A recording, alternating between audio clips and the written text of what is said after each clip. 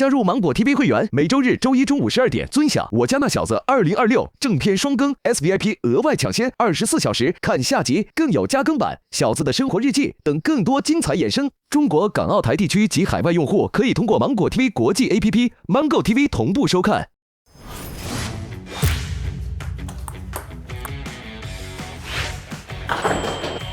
哦，厉害厉害，帅耶，真帅！你看，这就是幕后花絮。带着妈妈去长城看一看。我眼睛今天肿了，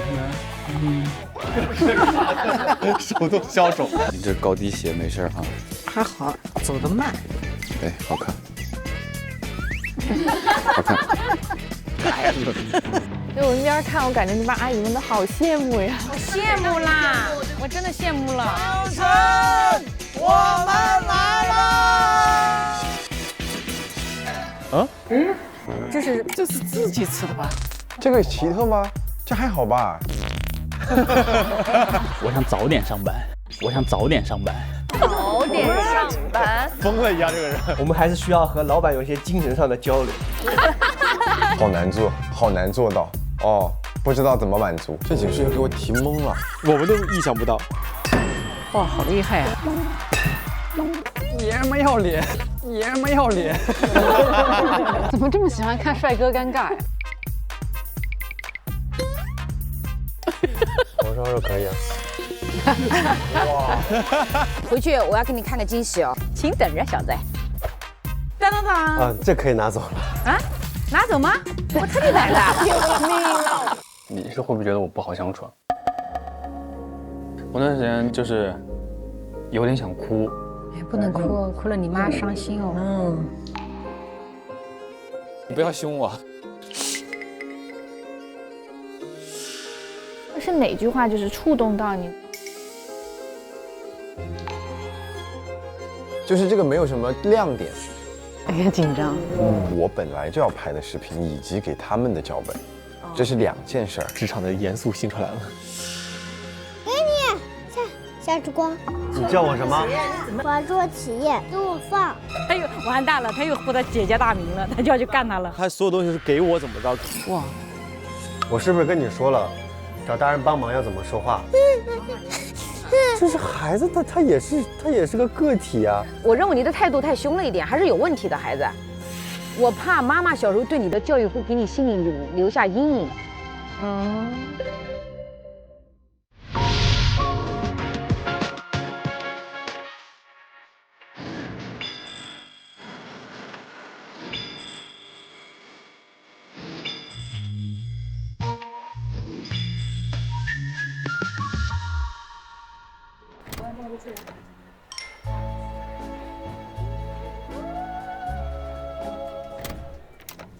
你好，你好呀。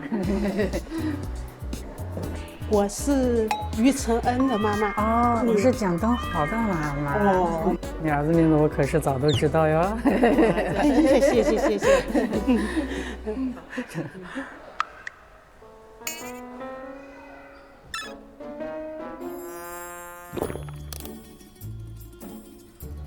我也不知道这里面的要领是哪些。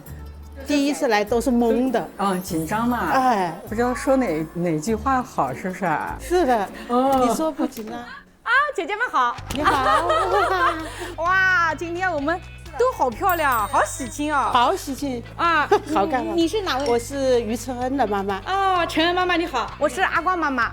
夏之光，哦呀，知道，我是蒋登豪的妈妈。啊，夏之光跟我儿子是创创营里面的啊，是2019年的嘛。哎，对，夏之光特别照顾我儿子，好感激他了。没有，都是优秀的孩子。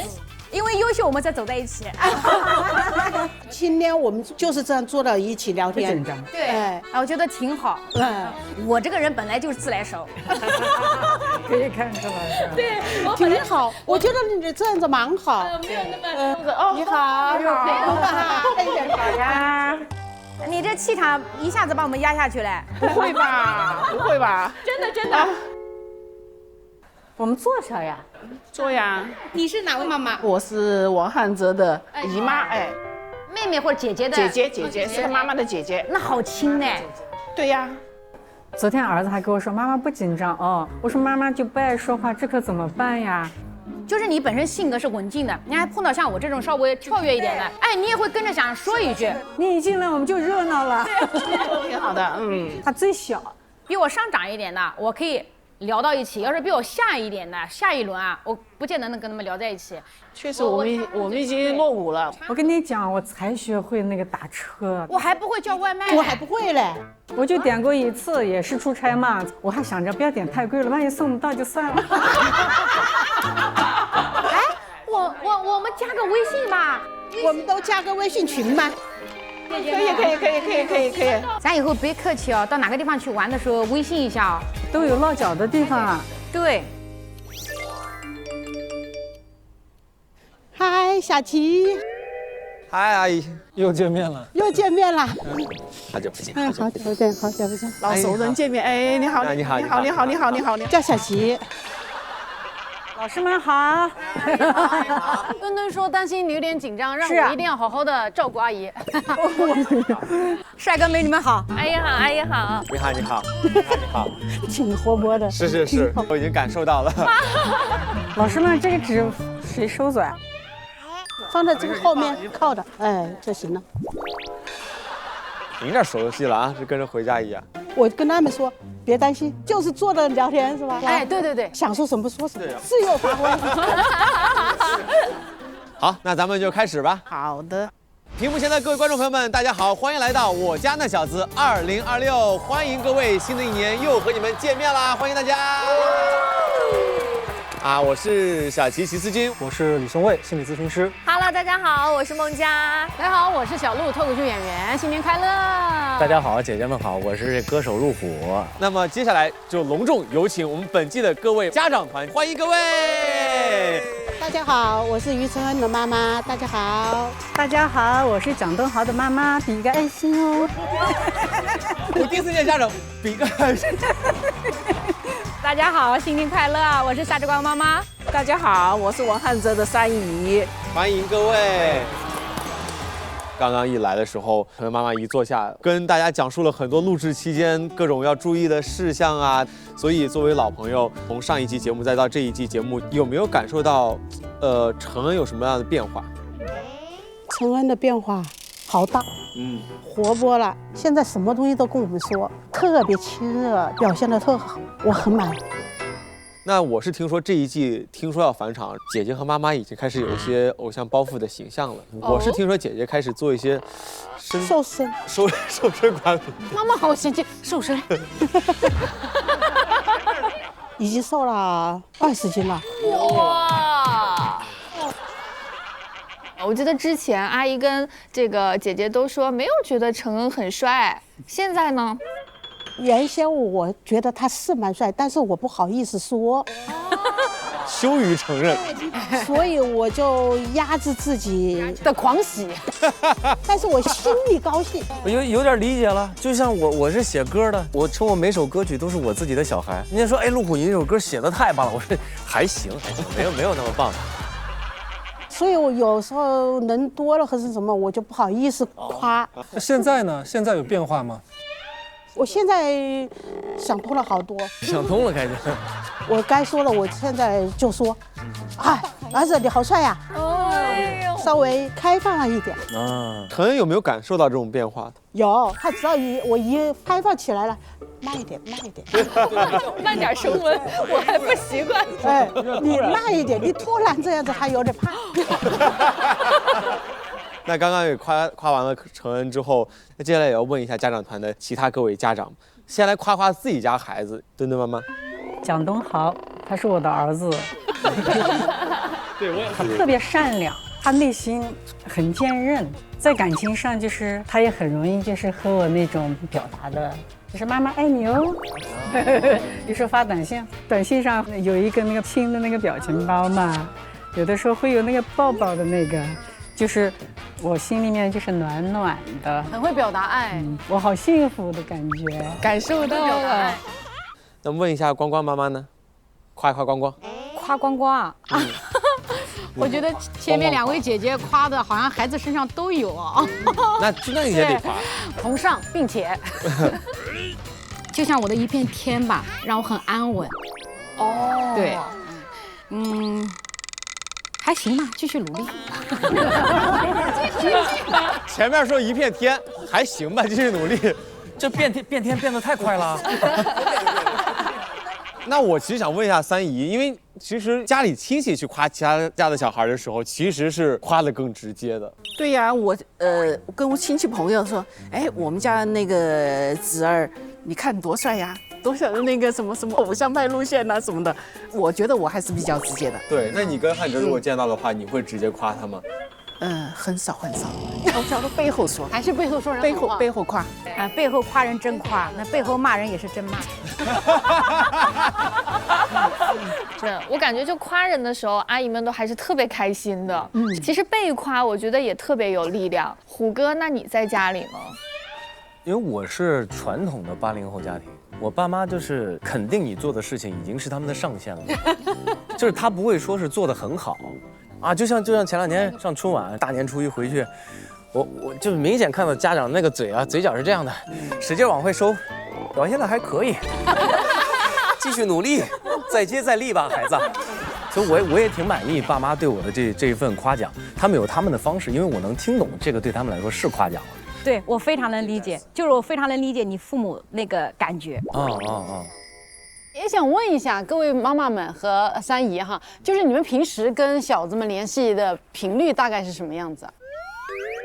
自从参加了个我家那小子之后，承恩联系很多了，越来越优秀了。这个节目办得真好，我跟他见面也见得多了。阿姨已经在夸我们了，你开始夸赞这个世界了。那问一下关关妈妈呢？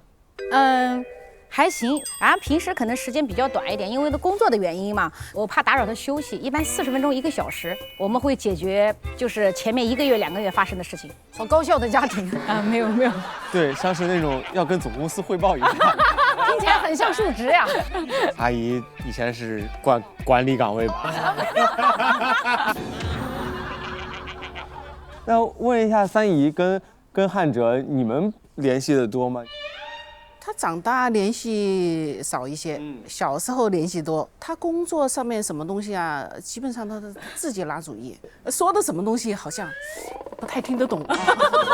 别担心，他说的好多话，我也听不懂。墩墩妈妈，因为我们家是新疆的嘛，他回去一趟也不太容易的嘛，就见面会抱亲亲，就是从小到现在都是这样。真好啊。就没有那个距离感。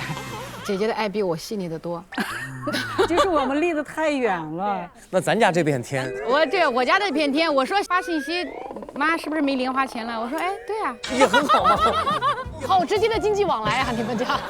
我只要看到一样东西，我咔一个图片发过去，我说哎，就是我跟大爸我们3个人有个群嘛，就是我说你爷2个看个好不好看。他爸肯定是装怂不吱声，对，那我儿子就说妈好看，你喜欢就买。夏之光成为了一片天呀！啊，对，是，就是这样。我也是这样子，看中了一个什么东西，我就是发过去。他说你别瞎买啊，我说我还没付钱呢，我发过去就是要你付钱啦。下次就直接发那个付款码也可以。看到这一期家长团的氛围，我对于接下来我们聊天的过程当中充满了期待。接下来我们就带着这份对于孩子们的好奇，正式开启本季小子们的观察生活了，好不好？好。那咱们就看看第1位是哪一个小子亮相呢？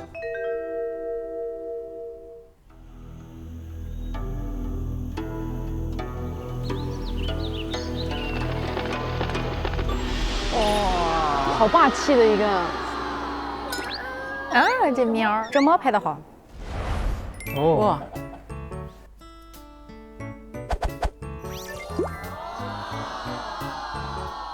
好整齐啊，这么干净，像样板间儿干净的。而且它的这个配色都非常的白的。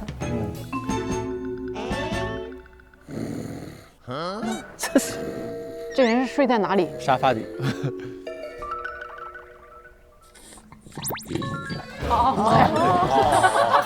我以为有人装修呢。龙虾哦，龙虾他的名字啊。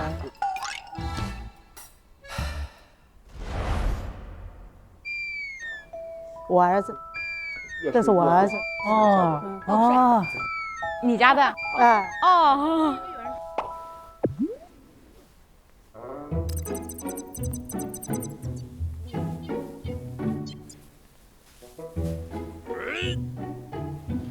下定决心。又卡了。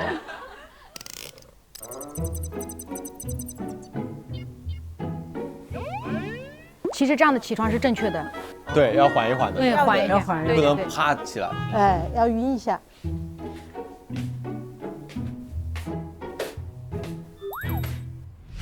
哇，27，时间也很快，1年的时间。对。现在喝水了。哎。哇，单手抱娃。哎呦。一个拿着香蕉，一个拿着香蕉皮。大家好，我是演员于晨，我回来了。大家好，我是于娜，是陈恩的姐姐。大家好，我是于承恩的妈妈，我很高兴又回来了。哇，承恩返场。妈妈和姐姐有什么改变吗？妈妈先说，你说。这也要谦让。我会夸他了，感觉我儿子是帅了，比去年帅多了，是吧？好啊，就是让自己的爱不再藏在心里面。我觉得他已经长大了，不像小孩了，是个小男孩。不是小孩，快速否定。不是小孩，是个小男孩。说了等于白说。我觉得就是演技飙升。演技飙升。哦，这个我喜欢。对，因为我以前也说到了。追他的剧是因为他，但现在看到这个剧的时候，其实我不是因为他，是因为这个剧真的演得很好看。哇，好帅！重新介绍一下，白小朵，我女朋友。姐姐是不肯认我吗？哥哥还是和从前一点都没变，只会向更弱者挥刀罢了。姐姐，我都不敢看，心疼是吧？看得心里疼。我们的约定吗？很喜欢，就觉得这还是我弟弟吗？哇，看不出来了。我觉得我今年2.0版本的《我家那小子于晨》应该是一个稍微开朗了一点，稍微有趣了一点，懂得一些生活小技巧了一点。对，这个是我的希望。如果我真的能给大家带来这种感受的话，那我是非常开心的。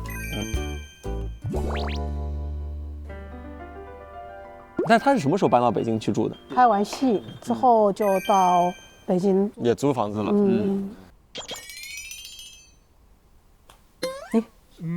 这什么啊？扔掉都是龙虾啊，狗狗。哎呀，龙虾。我是17年养的龙虾，刷视频长得像小乳猪的狗狗，觉得还蛮特别的，丑萌的，让人有保护欲，然后我就养了它。龙虾对于我来说是我刚来到北京，很需要陪伴的时候，它给了我很多温暖，它就对于我来说是一个家人的存在。然后我是觉得每天看到它在家里就很踏实，然后我觉得真的回家了。9岁了，9岁了。夏总，夏总，他准备干啥？洗澡呢？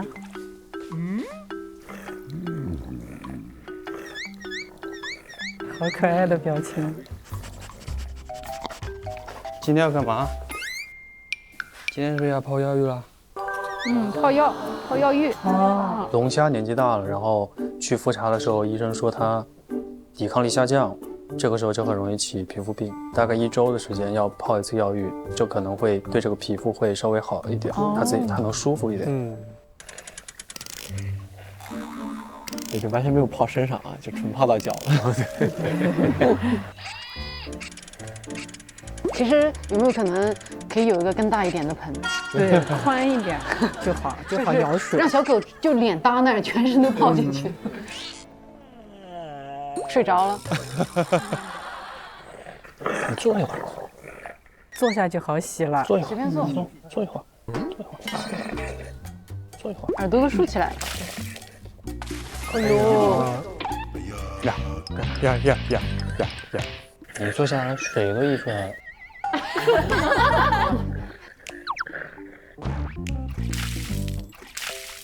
哎呀，好难受。水都溢出来，水都溢出来了。其实并不是狗。来，不激动，不激动。我来拖吧。等会儿我啊。好乖呀，也不出去。不许乱动啊！别喝，乖乖。哎呀！一桶水喝完了。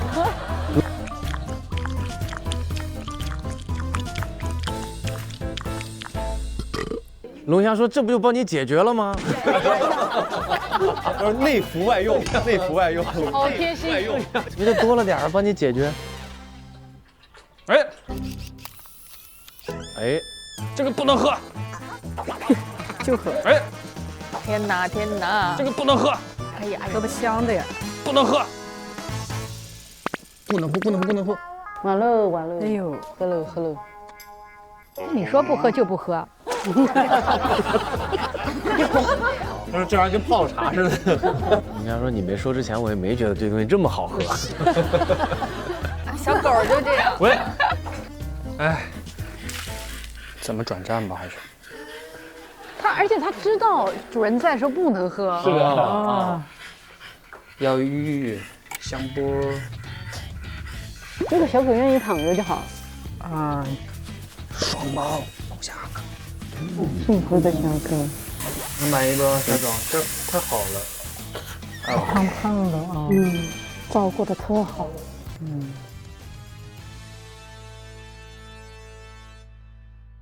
夏总你好，看家，我出去了哈。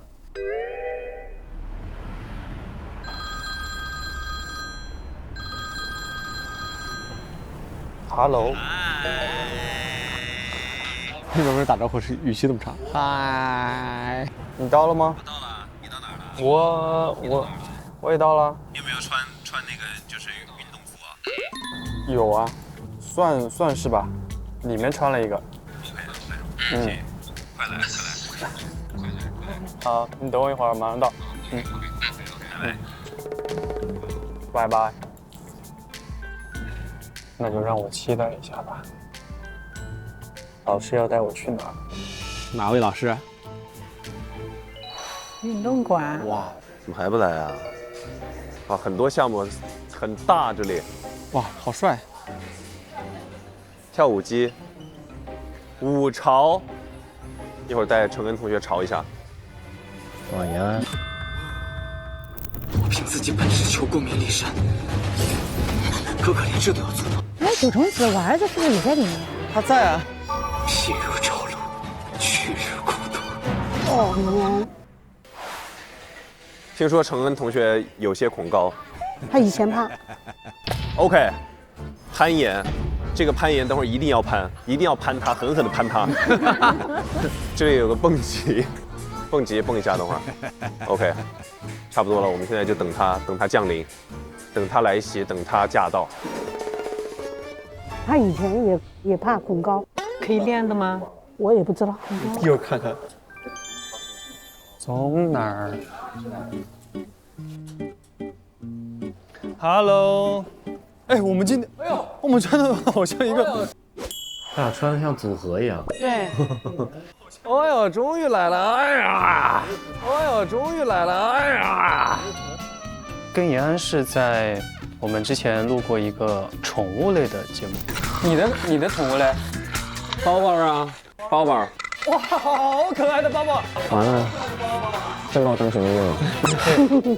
哦，我说好神奇，这个人我接不住，很厉害的一个朋友。哎呦，终于来了！哎呀，如何呢？可以，这运动吗？没说是这个地儿啊。啊？我妈呀！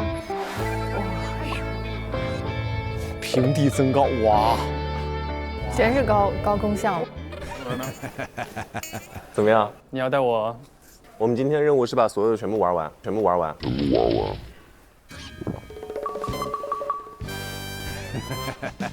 笑而不语。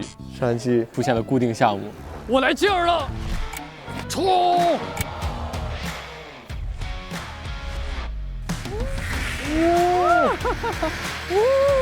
他擅长很多运动哈，他什么运动他喜欢。你可以吗？有没有什么就是说引证之类的？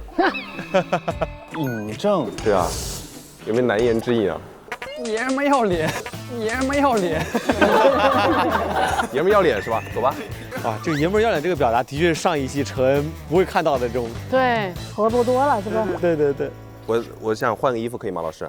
还有第二套 look， 帮那个高定，我高定帮我拿过来。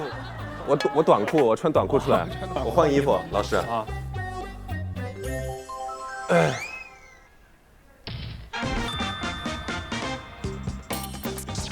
哇，还是很帅啊！健身 look。我以为你吓得不出来了呢。没有啊，给你买瓶水。我好像来上私教课的。前两天，哇，我挺像的，又像私教又像保镖的。我也想说，他刚刚很像那个教练在那等他过来。迷你保龄球，保龄球，玩一下。来了，教练。我在那个来了前已经研究了。那你知道什么是教练？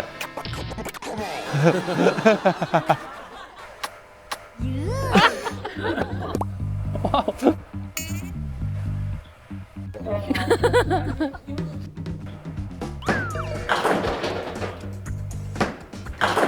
漂亮，漂亮！哇，可以，这个可以，有水平。That's me。还有谁？还有谁？总共就你俩。Yeah, yes, that's me。这个教练，这个范儿一定要持续这么久。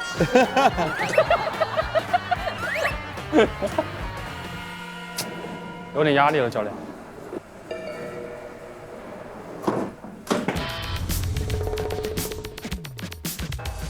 胜负欲上来了，胜负欲上来了。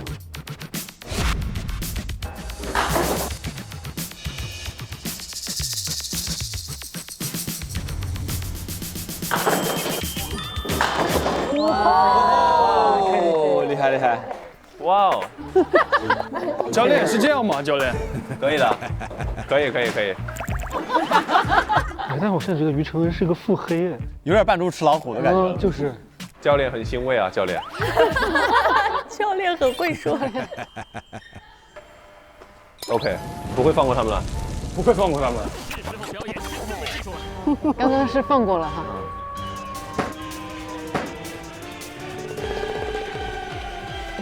我觉得肯定要出问题。漂亮，漂亮。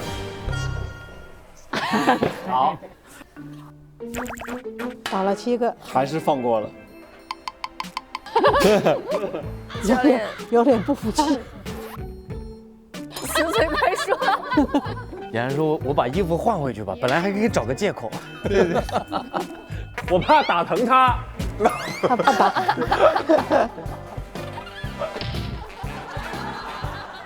心疼萍萍。我打左边2个，右边的交给你。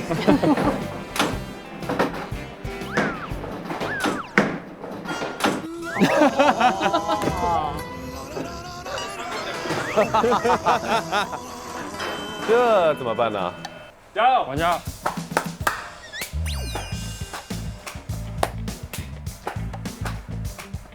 教练，你有点影响我了。抱歉。开玩笑的，我喜欢这样的教练，我喜欢这样的教练。你看，教练，哇，你可以了，你可以的，你可以的，你可以。两个是不是反了？谁是教练？严寒说：“我把那衣服换回去吧，那个至少帅一点。”我觉得就收到这儿，就收到这儿。 OK， 这一季我家那小子就完结了，就完结了。OK， 这一季完结了，就说到这儿。有时候看年轻人玩好有意思的。你想打试试棒球吗？来，你会打吗？教练来了，有点意思，这个。教练又来了。哦，棒球。我打过这种机子，好难击打。来了。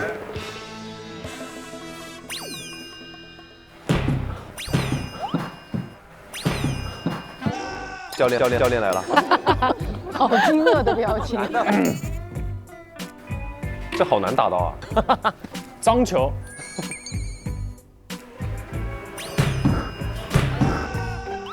你到底是不是教练呢？看出表情包。敢这样对教练？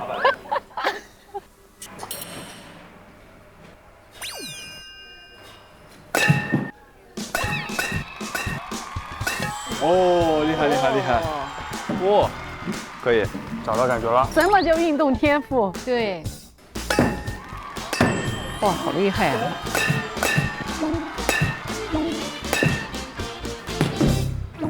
好。他中一个，他不中一个，他中一个。我甚至碰都没有碰到。教练来了。归零。要不来我这边换一边打？多好的小孩啊！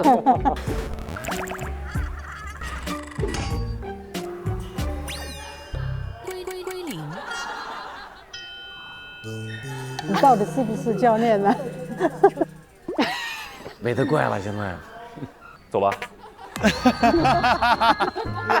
酸两。太脏了，这个发球太脏了，太脏了，这个玩太脏了，没意思，玩太脏。他俩在一块太有效果了，一个在装傻，一个在吐槽。是的，咱们走。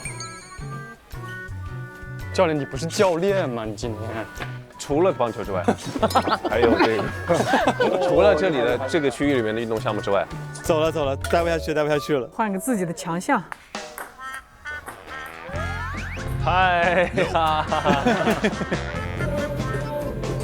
完全不听话，感觉我的四肢。怎么这么喜欢看帅哥尴尬呀？他这个是不会掉的是吧？不会掉的。好，不会的。连安怕了。你这个会害怕吗？我什么时候害怕过？哦，高空项目了。多跳多跳。哇，表情管理好到位，哇！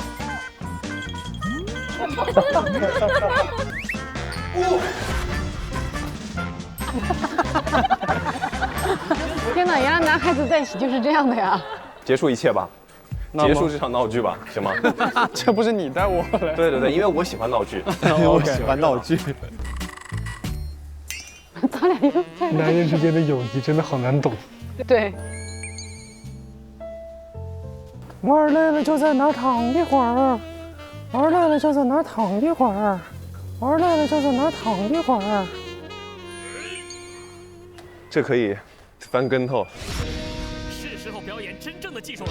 哎，这招鸡眼也特别。你说谁累了？3、2。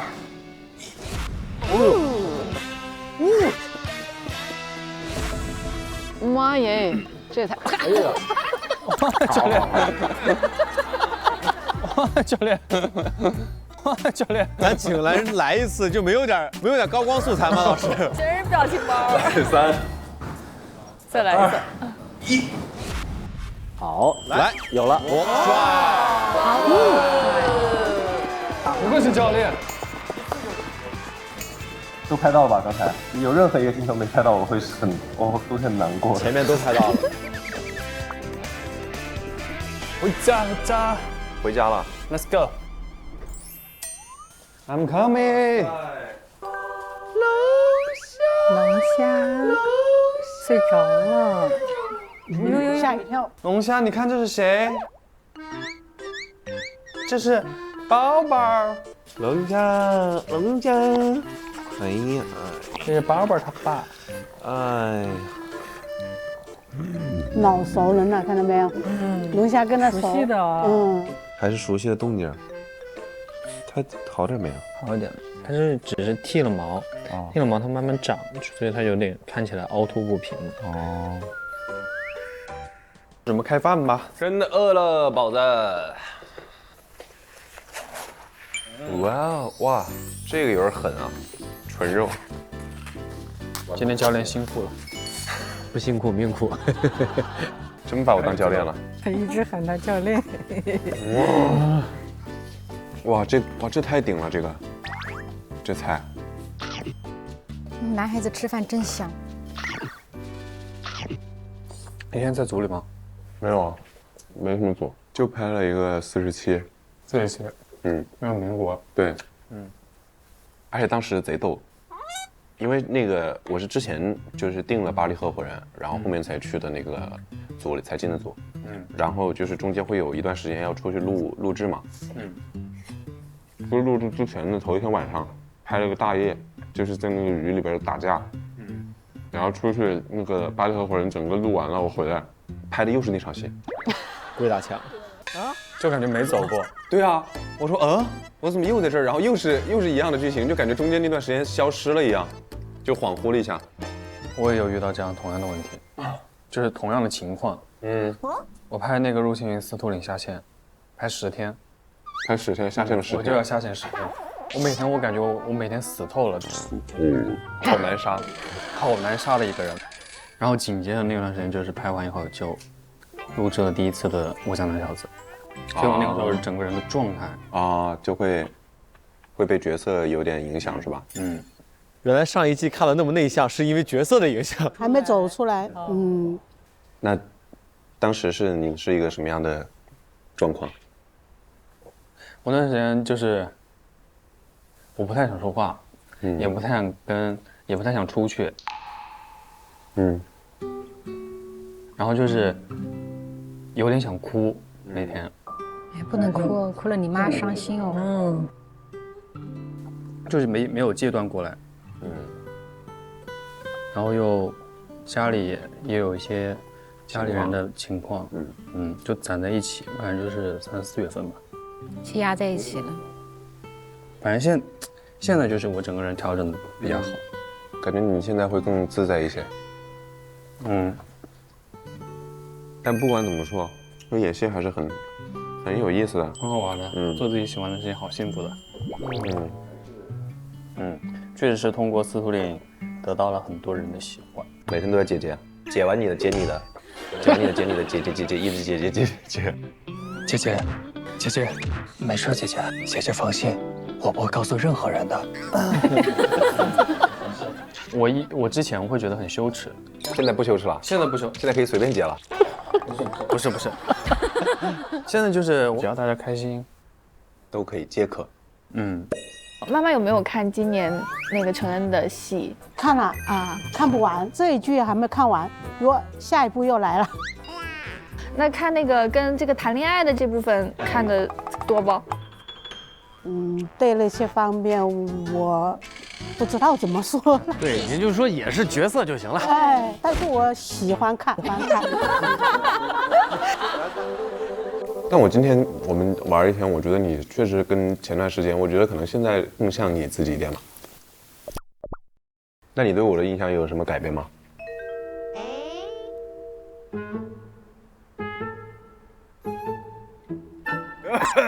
怎么会这么紧张？我对你最开始有印象的时候，我对你最开始有印象的是在网上，就是你的一些抽象视频。怡安老拍这种抽象视频，好可爱的。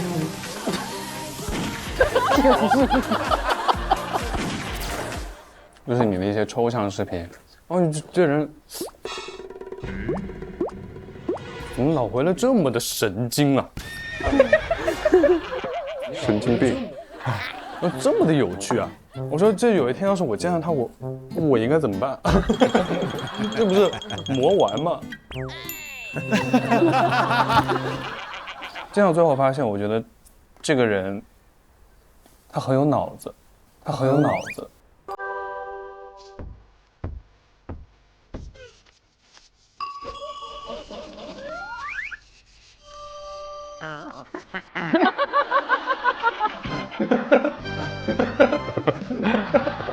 谢谢。我觉得是一个很聪明，然后很知道大家情绪的时候，很敏感的一个人。美滋滋的夸的，然后又很敬业，然后又很善良。我觉得就是反差。好没 reaction 啊！刚刚我这一段全是延安逼着我说的。哎，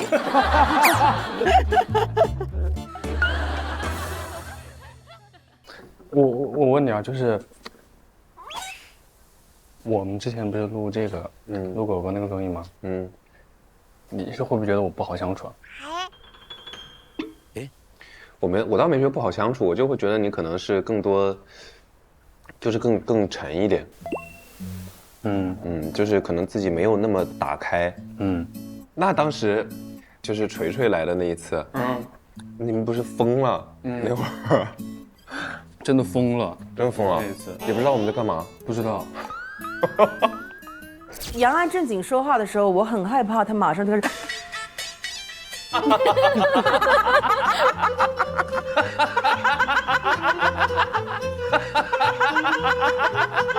这女孩子笑声我喜欢。哎，哇塞，好有默契。但其实我内心是很开心的，只是我那个状态就是我很想去融入，但那个时候的自己不是。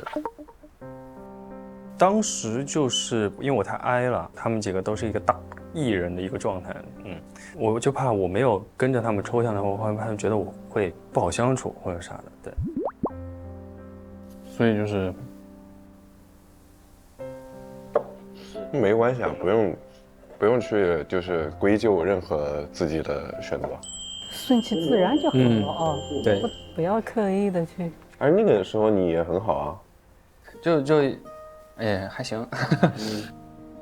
我以前就是不敢的，就是我也很知道身边的人是，做什么样的事情啊，别人会开心。但其实没有什么合不合适，合适的标准是什么呢？我不知道标准是啥，那我为什么不就做自己就好了？确实是，有时候反而你越想那个，反而效果还没有那么好。对啊，也让别人觉得不舒服。对啊，那还不如先让自己舒服。这思路就对了。对，而且我会觉得说，如果所有人都喜欢你，那说明没有人非常喜欢你。如果有人讨厌你，那一定有人就非常喜欢你。对，讲的蛮通透的，对的。那其实我觉得生命当中还是对真正爱你的人，或者是真正用心的那些人，真正喜欢你的人，多花点时间。对，就是我们真正要保护的是那些人。对，哇，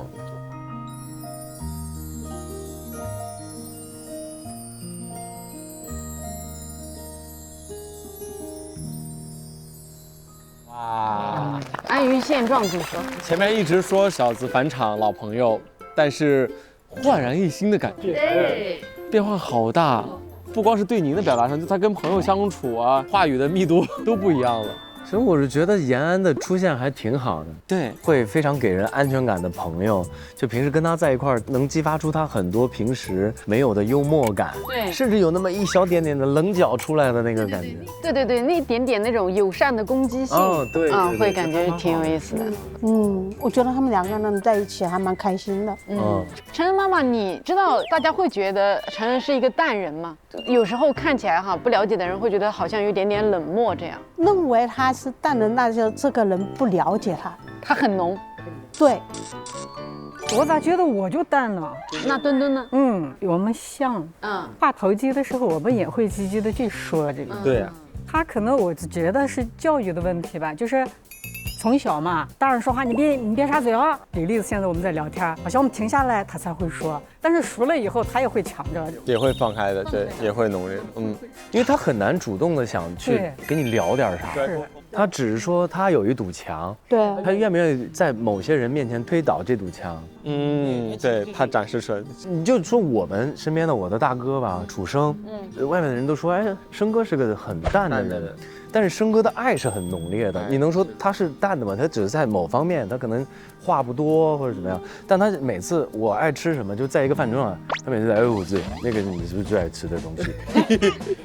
第一时间都知道我爱吃什么。对啊，我儿子就是这样子。这种表达方式不一样。我喜欢给人刀菜，我就怕别人吃不好。哎，现在都是公筷。你好热情的那种。要不你说这个饭局吃的有啥意思呀？对，但这是我觉得这就很典型的农人发言，因为淡人心里想的是。哎呀，确实是需要一些热闹，但我真的是做不到。有呀。那我就请那个农人吧。对，那大家有没有产生过这种关于农人和淡人这种担忧？其实有的时候扫不扫兴，或者说能不能融入，它跟浓淡没有差别的。就淡人有的时候，他如果不照顾别人的感受。他可能就是自己一个人淡，但是如果说我知道说我不讲话有可能会给别人带来什么，所以我就会先把这个我到底是怎么回事，我先说一说。就如果哪天我浓一点，大家会觉得不对劲，你是不是喝酒了？你怎么回事？酱香型。对，是这样，是这样。但反过来讲，其实有一些农人，他们有可能也会扫兴。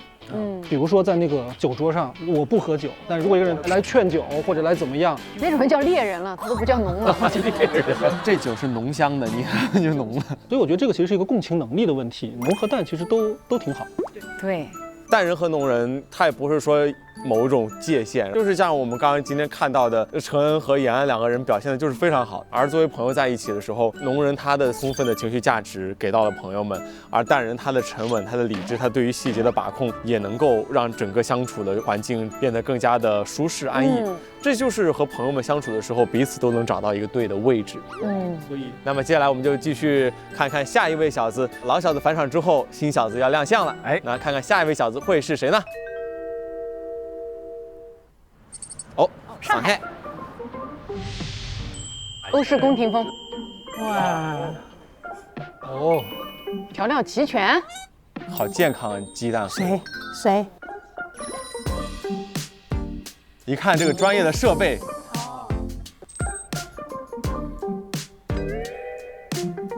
你好，我是狗。是狗吗？你好，我是猫。我是被救助的另一只猫。你好，我是人。这是我的爸爸。Hello， 大家好，我是王汉哲，中国 boy 王汉哲。这是我爹。大家好，我是王汉哲的父亲王岳伟。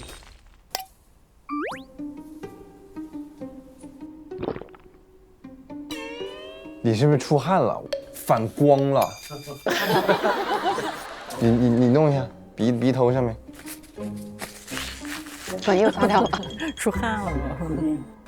比较自律嘛，早就出去了，我觉得挡不住了。挡不住。他反正是义无反顾的就出去了。就因为叔叔的表达风格，所以没敢请到管家师来。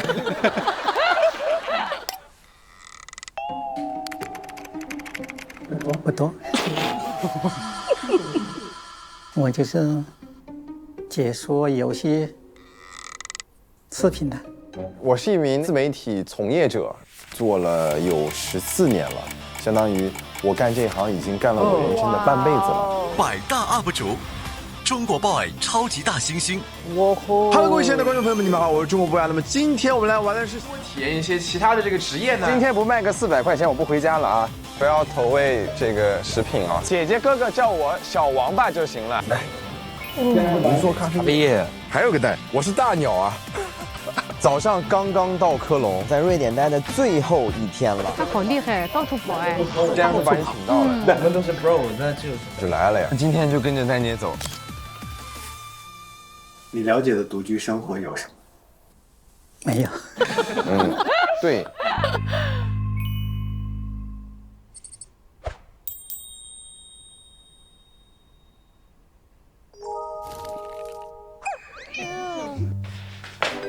我觉得我的生活状态挺充实的，每天早上起来干的事儿都差不多啊。就是梳妆打扮一下，有一种粗放中带一点细腻，精致中带一些潦草的感觉。哪有胡子？现在爱美了，爱美。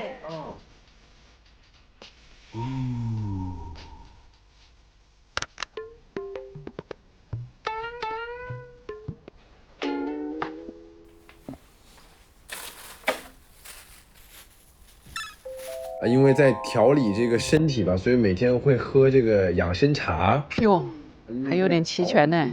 我有个中医的朋友，之前看了一下我的那个舌苔，他说那个脾寒还是脾虚，就给我弄了个方子，让我喝1周。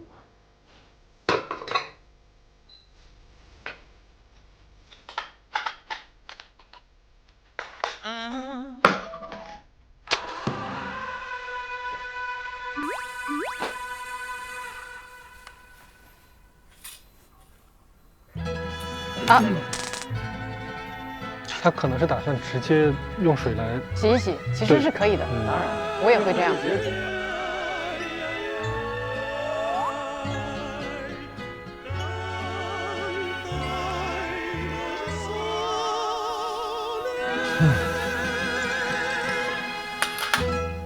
哦天哪！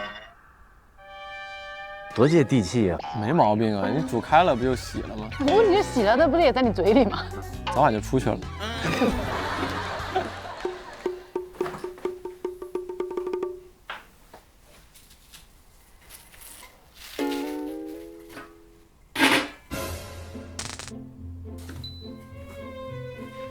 煮个面，挺健康的呀。对，看不出来还会做早餐。我心里的只会点外卖。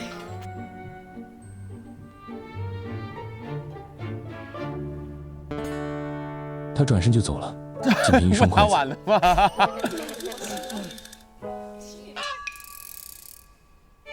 是不是？哦，是狗饭哦，它热的狗饭。狗饭，我说看着挺香的。哎呀，啊？这是自己吃的吧？这个奇特吗？这还好吧？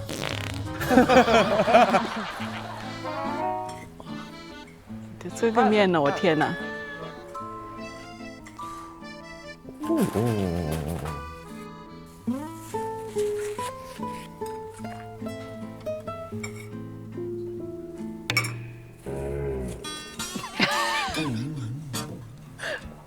哇，仿佛看到我自己的生活，包括这个晃腿哈。对，晃腿是对下肢的一种活动。平时也是一个卑微的乙方，就是在碎片化的时间去回工作的消息，以及去思考工作的脚本和内容。有利于科学工作。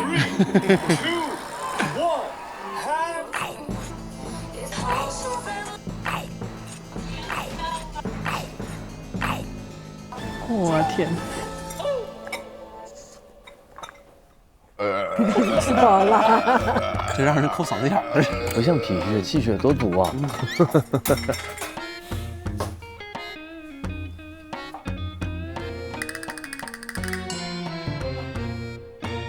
爱情好像流沙。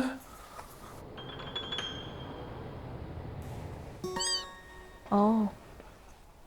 自己开了一个小公司，20年的时候成立的。最开始是围绕着我的视频创作成立的，后来就是业务范围扩大了，然后工作也变多了。现在我们的这个团队已经扩充到8个人了。对于我来说，这个工作压力呢是减少了不少。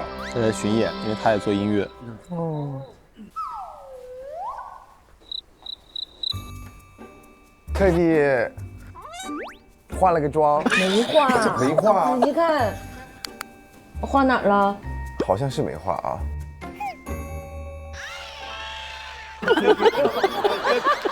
好 chill 的工作环境啊！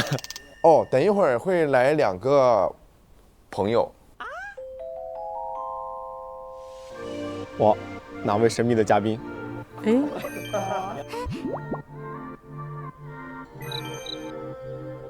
探访一下上海知名文化企业。对，哎，什么快乐小王是吧？大家好，我又回来了。啊，双胞胎，认证一下，下一个，看看这位新的房客要来了，这不是陈真宇吗？太熟了。我们仨认识是在另一个观察节目当中，我和王汉哲观察小精灵。哦，哎呀，王老板好啊！王老师，王老板。啊，你俩没来过我公司哈？没有，但真的很难得。一般录这个节目的时候，大家都会把家里或者地方都要收拾干净一些。你是什么意思啊？你这里保持的状态真的很真实，我是觉得很 real。你好 real 啊！哎呀，你们对一个东西不好奇吗？什么好奇？什么东西啊？就是这个呀。哦，好奇了一下，它是汉哲衣架，也就好奇一下，因为它是汉哲衣架。我照镜子的时候，我能看到这张。哦，你就是那种化完妆 P 完图跟他很像。你什么意思啊？没事，就是阿姨刚刚看视频会觉得小齐跟汉哲长得很像吗？有一点，只是有一点吗？我还是分得清楚的。对，我俩就是那个，就是平时喜欢头发放下来，然后就会很像。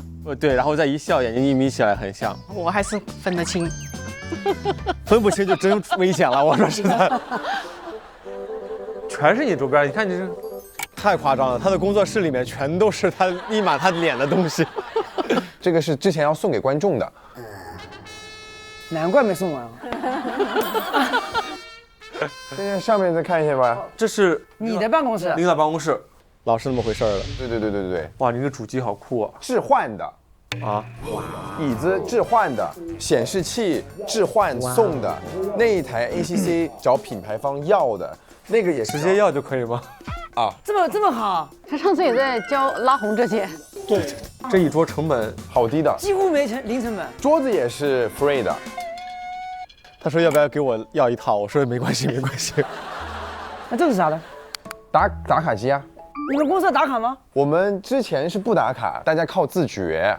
然后你发现大家不自觉，因为我本来就其实是来的晚的那个，我11点半来了，推开门空的。今天我们就要破除这个贴什么？老师穿的是 Team One， 我们要 Happy One 是。我们不是 Team One 吗？你们是王的 team。对啊，你是王的 team 吗？不一样。Team One 本人是不是来这里说，他也是 Team One？ 我现在正式加入 Happy One。那他从来没来打过卡呀，从来没来打过卡呀。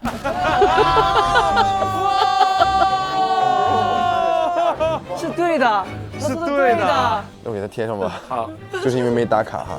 下次把他的人脸给录进去。好的，嘉尔哥也要 happy 哦。给大家快乐。因为那天我穿的是嘉尔的 Team One 的衣服，他说你不行，你要把 Happy One 给我贴上去。你所有的公司员工都在这里了，欢迎一下湖南台的顶级主持人，给我顶上去了。齐思俊。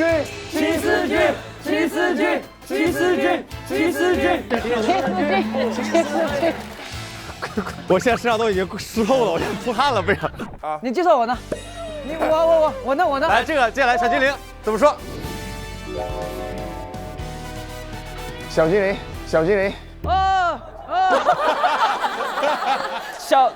空拍了。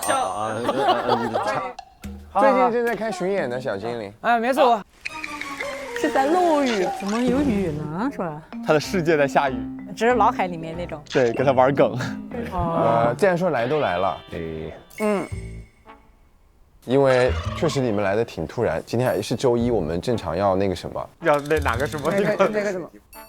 我们有选题会，我们每周都会开一次，为接下来视频拍摄积累创意灵感。你要开选题会啊？不然呢？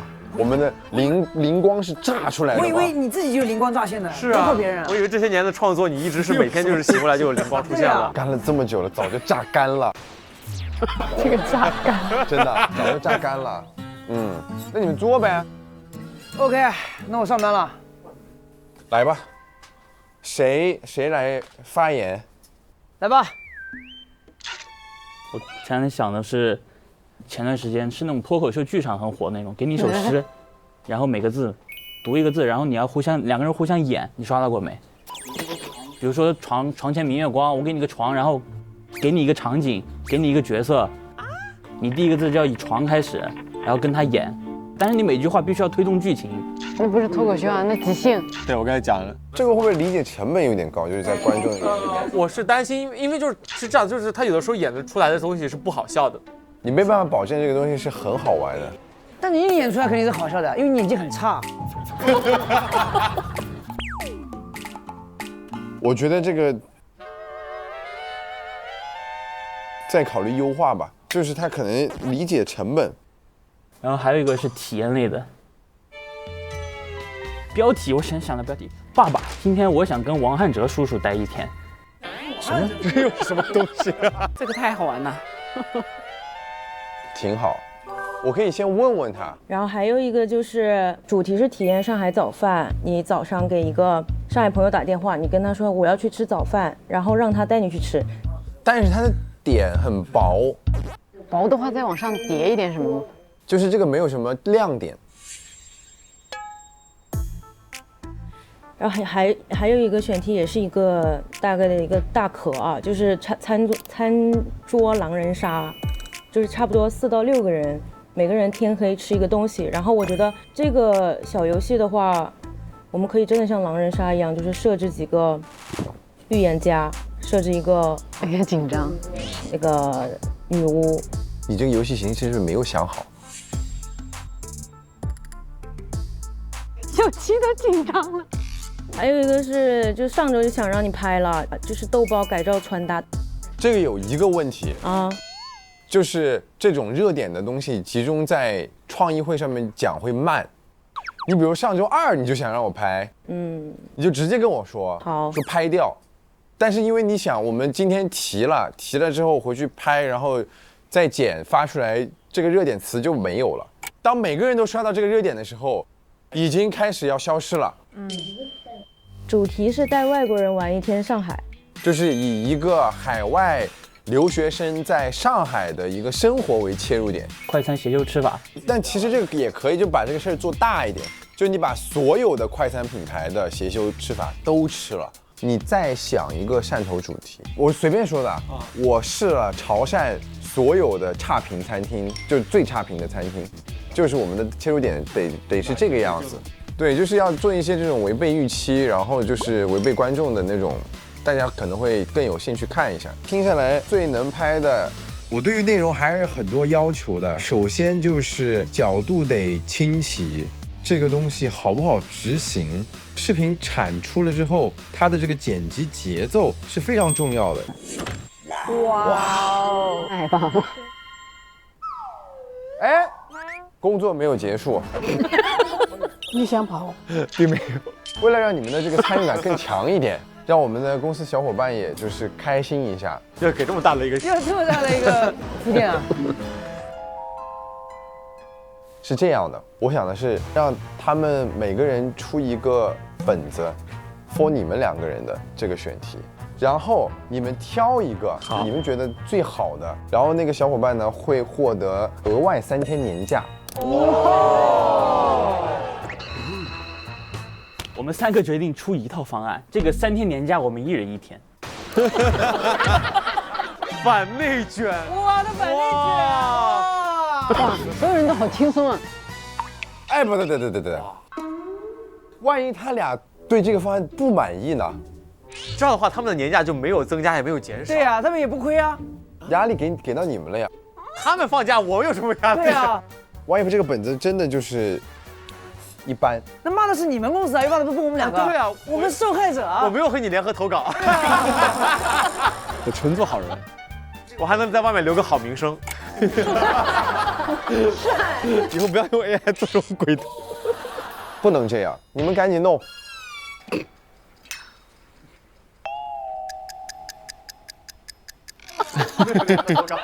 怎么样？弄好了吗？打印了吗？打印了2份先。打印了2份，但是直接给他们看呗，就是给他们准备的脚本吗？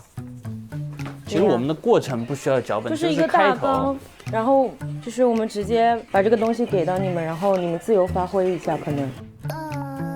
我觉得肯定要出问题。没有，你看看，逻辑是我本来就要拍的视频，以及给他们的脚本，这是2件事儿。职场的严肃性出来了，它不是凑成了1件事儿。好，还有 any question？ 哎呀，还是给3个，然后还是选是吧？我本来就是这样给的，然后你们又说了一个，我以为你们写好了，但是你们给的就是本来要拍的这个，然后本来要拍的这个上面也没有加他们2个人的内容，所以他们看也看不了东西啊。好，我知道了，我们现在写新的。没事。我现在苦恼的问题是跟员工的沟通不是那么顺畅，就是我希望大家更积极主动一点啊，更愿意互相沟通一点呀。怎么样？我们来，你打印完了。那我先收罗一下。员工还是很好的，我觉得。是，这个是他们刚刚现想的3个小挑战。好的，你们2个现在可以拿到手里面评判一下。OK。选一个你们觉得最好的。OK。好。啊。OK。来，沈月。3人默契挑战啊，4个字的美食。那这个很简单，这很简单，应该理解了。理解了。然后那你再看别的。诸葛亮家门口，刘关张。默契挑战，我觉得还是默契挑战会好一点，方便一点。3、2、1， 3。你们达不成统一，因为我觉得很抽象。因为我喜欢抽象的，最近就是如果站在单纯的自己这个抽象创作的，你就站在自己角度就可以了。OK 啊。自己脑袋空空。啊。你想想你自己干嘛在脑子啊？我是以拍摄角度来说，就是这个比较好拍一点，这比较难实现一点，这个就是平常的生活就这样的。好，经组委会讨论，谁写的这个默契挑战30秒短视频？哇，2票通过哈。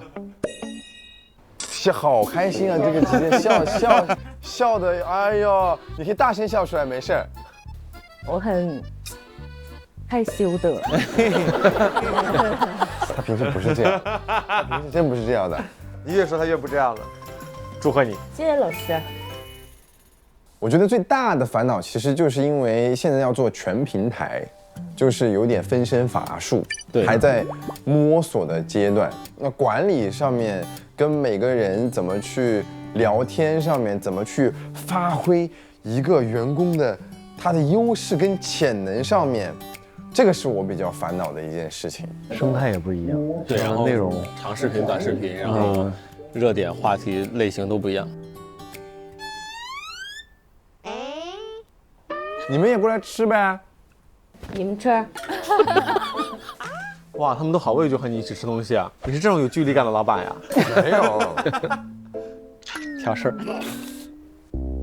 哎呦，工作上面可能要求会稍微高一点，平时我觉得还行，就事论事吧。快过来吃吧。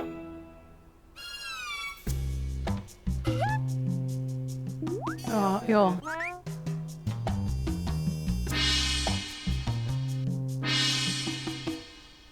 我觉得今天难得有一个这个机会啊，正好你们也来，你们呢也有自己的小的工作室，对吧？小的团队。其实我们也是小的工作室、小的团队，我们组建到现在也差不多有个3、4年的这个时间了，是吧？所以今天我要做一个史无前例的事情，把他们全部开除。解散团队。那真的我也要死了，你知道吗？小精灵在干什么？贼飞，特别飞。是这样，你们有没有什么想法，觉得我们可以改进的？老板会开始反省自己。在我眼里，我觉得目前来说都还挺顺利的，小事我们就及时调整了。对啊，对。今天我们就当王汉哲不在这里，咱们敞开了聊一聊。对，要小心呐。这个时候不能真的敞开聊呀。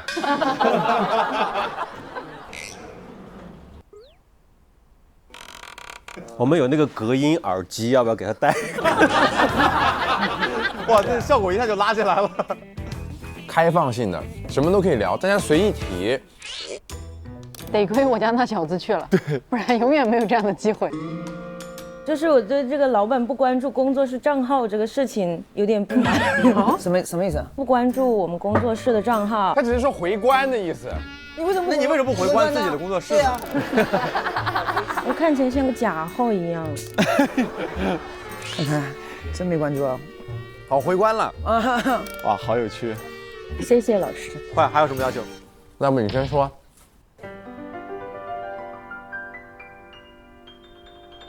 我想早点上班，我想早点上班。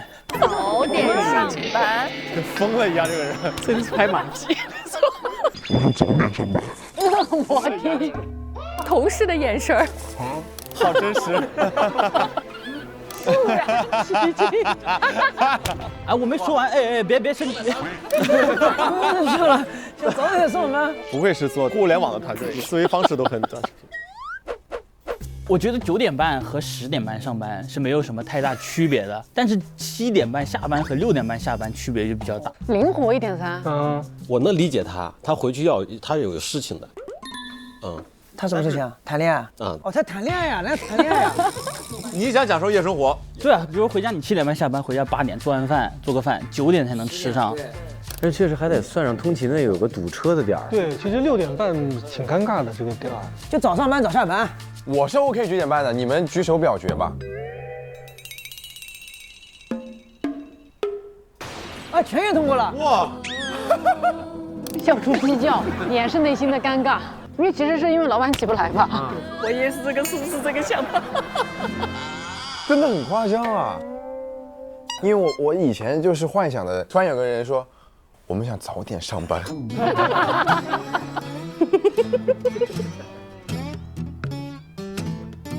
行，9点半，那还有没有别的要补充的？那我就作为我们这个公司员工的代表，为大家出谋划策一下哈。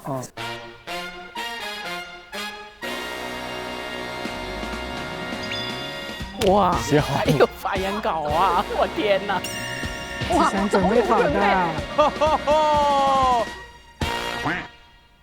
你们之前就讨论过啊？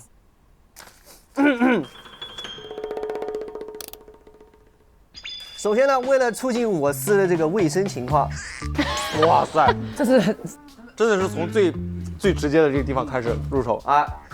我们每周或者是每日派遣一位劳动委员，临近下班的10分钟进行一个小收拾。这是在上学吗？这个提案是 OK 的。现在不是说这个卫生差，而是东西太乱了。我好久没听到“卫生差”这个词了。乱是因为什么？大家猜猜这是什么时候的东西？19年的衣服啊，对。哇！现在做自媒体就是各种道具这是我们拍摄道具。对，就是我们只是有太多东西没有被扔掉了，但是呢，我们又不知道哪些东西可以扔，还是要问你一下的。这位戴毛线帽的小哥，后面这个巨大的音响，你打算怎么处理它呢？这你买的呀？这是我买的吗？对啊，你那时候是练哥买的呀，你忘了？好有攻击性啊！这是我的问题哈，确实没有去考虑过这种道具的来去。卖二手嘛，或者是送人。我们找个时间，把不要的全部给扔掉，选出来，然后剩下贵的送我家，贵的送我家。贵的他可能就不会，全部送他家。老师地址给我一下。我不行，我家衣不行了，不好。对嘛？接下来呢，是为了促进我司团结以及精神面貌的建设，我们建议是有这个团建义务制。团建？怎么会有人喜欢团建呢？以及年会的必须性。主动申请啊？对，很离谱。团建这种事不应该都是老板自己来组织吗？对啊，员工主动要申请。年会都没有吗？公司没有年会啊？我们年会给大家发完礼物就结束了，就过年。我们还是需要和老板有一些精神上的交流。对啊，跟你没有交流。对，难道我们只是单纯的金钱关系吗？这个员工，我觉得是好员工。对，我们要是当员工的时候，发钱，还有是开什么年终总结啊？只要年终奖，不要年终画。对，光奖就可以，不要画了。对，确实不怎么组织。我们那个游戏号账户后面不是有一点点创作收入吗？我觉得就可以拿那个钱我们出去耍。重点是这个钱嘛。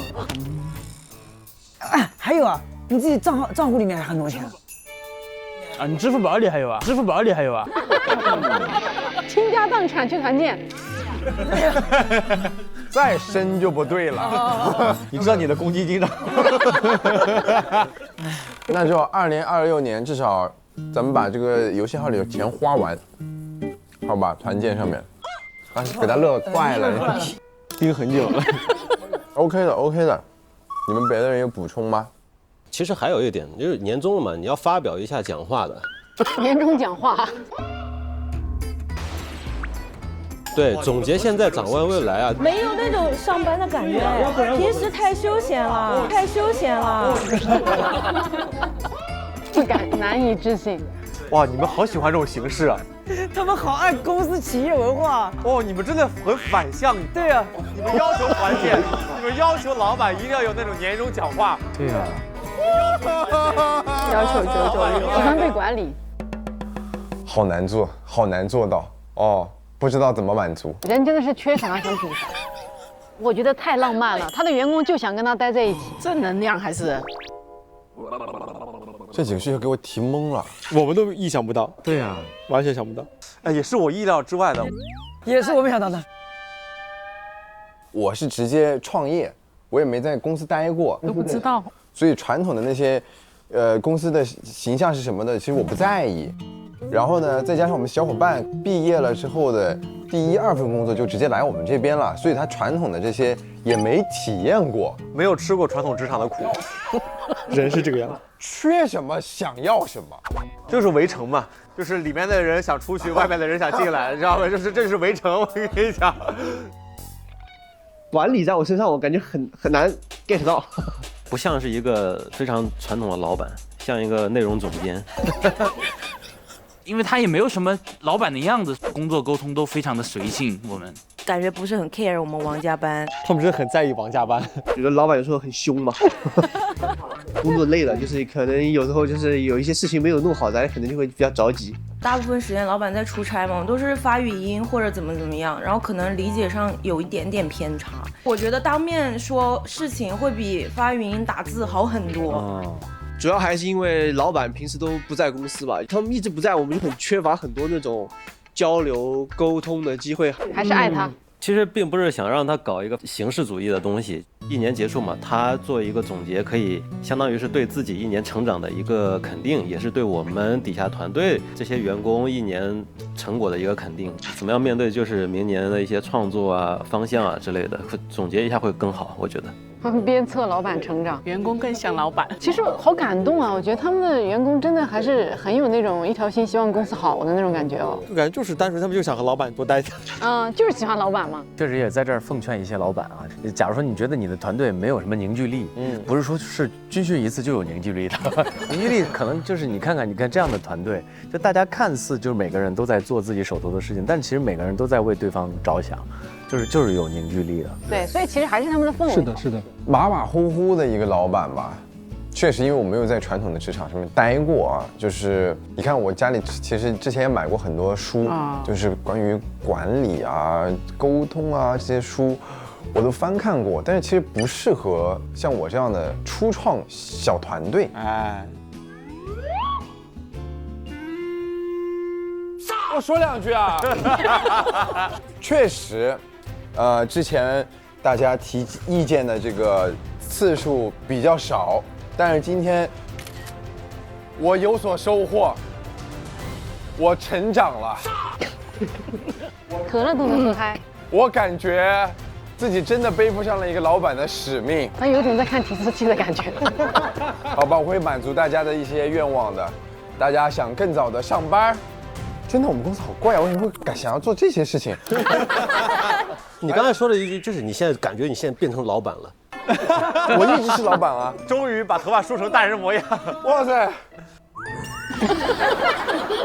好啊，好啊。今天收获颇多啊，我收到大家建议了。是我们收获颇多，是我们收获颇多。这套职场寒暄，好神经啊！太奇怪了这场。今天的收获还是蛮多的，之前确实只专注了怎么把内容做好，忽略了我们是一个团队，跟小伙伴的沟通确实太少了。对于怎么样让团队发挥最大的功能，是我以后要好好考虑的问题。哇，在小资的第一期是以一个职场创业新老板的形象来展示的。咱们台那个创业的节目叫什么来着？创业有的聊。创业有的聊，应该让他来一块参加一下，对，让他感受感受传统职场文化。看到汉哲，因为大家很多人下意识的会想到他是一个优秀的这个视频创作者嘛。我是很好奇，因为王汉哲当时高中毕业的时候选择去做大家现在说的 UP 主，是自媒体，然后视频博主。那个时候大家能理解他选择这个职业的。他自己做主啊，开始做那个游戏解说。是的，对，他真的好厉害哦。后面自己去上海，不联系朋友啊，他们一起做的游戏的。我们肯定还是想他读大学呀，正规的一步一步的来呀。没想到还是做的比较成功，我觉得。我发现他真的很厉害，10几岁的孩子，自己出去闯。对，他的魄力是我很欣赏的，很厉害的。那我们从今天这期内容里面也能看到，他和员工的讨论里面，这些年轻的员工还没有吃过职场的苦。后面那些想团建、想年会、想要领导来发言，大家能够理解吗？我其实也能理解啊，因为我觉得他的员工的所有诉求，如果用一句话来总结，就是他们觉得现在不像一个公司，对吧？现在只是在工作，但是只是大家是好朋友，但是特别想像一个正规的公司那样，就是哪怕有一些形式主义的东西，但它会给我一种体系感，对，整体感。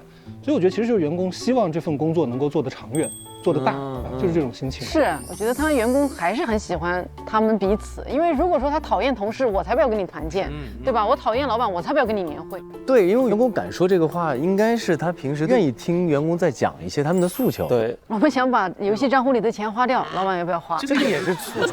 对，老板同意了呀，对，用了这个，帮老板理财，也是一种开心。是。那说回到职场，因为陆姐和虎哥之前在这个职场上过班嘛，对。那如果是你们给王总一些建议的话，会给到一些什么建议呢？哇，这种神仙老板，这个给不出建议，请做自己，好好珍惜吧，继续做你自己。不过我还真有一个从另外一个角度的建议，因为我觉得工作它有2部分，一部分就是我平时干的开不开心，另外一部分就是像咱们过年的时候啊什么的，是需要跟这个亲戚朋友、家人就是有一个交代，就是我在干什么。所以其实我还是觉得需要有一点外在的那种包装，比如说他们可能会有一个自己的什么工服啊，或者是比如说会把 logo 什么的印在周边上边，就让这个员工能够带回家，让他的父母看到，说我的孩子在上海，他有个小单位啊，有一个单位，对，做得好，就这个其实是能够让家人放心。对，这个我也得学习一下。企业文化。对。那其实今天我们是看到了汉哲在这个节目当中的初亮相。首先，他是一个非常优秀的内容创作者，接下来他又是一个95后的公司管理者。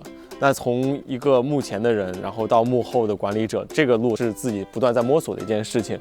那么我们就一起期待一下王老板后面的精彩内容啊！谢谢王总，谢谢王总，欢迎王总莅临我家那小子指导观察。好，那么接下来我们看看下一位小子会是谁。新春好戏正当时，第1期如约上线，天天有看点，周间更有精彩花絮，不定时掉落锁定，小子们的成长日常，欢乐不打烊。3月1日、3月2日周日、周一中午12点，EP01双更；3月3日周二中午12点加更第1期上线；3月4日、3月5日周3、周4中午12点，小子的未播花絮上线；3月6日周5中午12点，小子的超长花絮上线；4月7日周6中午12点，小子的生活日记上线；3月8、3月9日周日、周一中午12点，EP02双更；3月10日周二中午12点加更第2期上线。好好去生活吧，我家那小子呀！加入有超多福利的超品俱乐部，直通节目现场，抢看热门剧综，超多权益！上芒果 TV 搜超品俱乐部，芒果离你更近一步。升级会员，解锁更多专属活动与福利 ，V9更有专属权益。进入智能电视应用中心，打开芒果 TV 电视端，大屏4K 更清晰。上芒果 TV 搜芒果卡俱乐部，解锁独家花絮，放送更多小子超级内容。